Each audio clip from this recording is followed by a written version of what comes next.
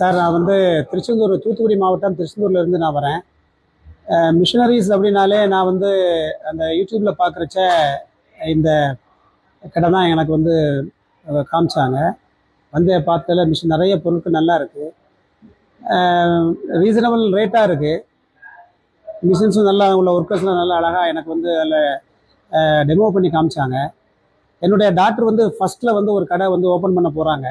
அதுக்காக ஒரு மிஷினரி வாங்க வந்தேன். உண்மையிலே எனக்கு வந்து ரொம்ப சந்தோஷமாக இருக்குது.